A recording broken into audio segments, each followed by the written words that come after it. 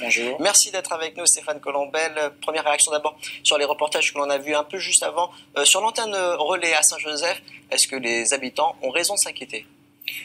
Je pense que c'est comme toute avancée technologique, c'est-à-dire que tout le monde se pose des questions et c'est vrai qu'on a le droit de s'interroger sur la nocivité ou pas des antennes relais. Aujourd'hui, tous les organes de régulation et de surveillance font valoir que les antennes relais n'ont pas de nocivité et je pense que ZEOP a répondu tout à fait à la question. Alors, on l'a vu tout à l'heure dans ce reportage sur les cartes biométriques. Certaines personnes sont plutôt réticentes. Est-ce que la carte biométrique est fiable?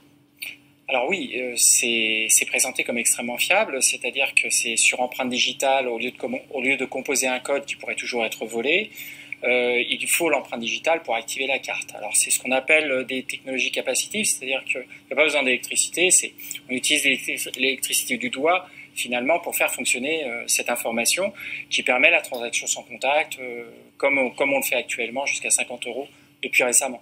Avec ce nouveau mode de paiement, fini le code traditionnel?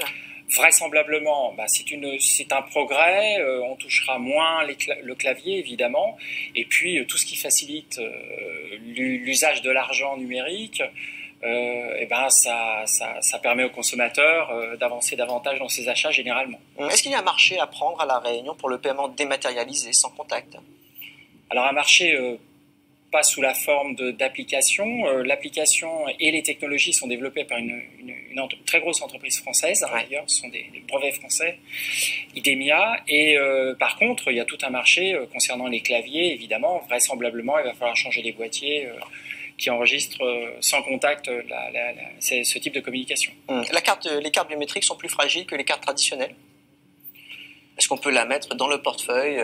Oui, alors bon, il peut y avoir des fragilités par la construction un petit peu et en termes de fiabilité, mais c'est généralement extrêmement fiable.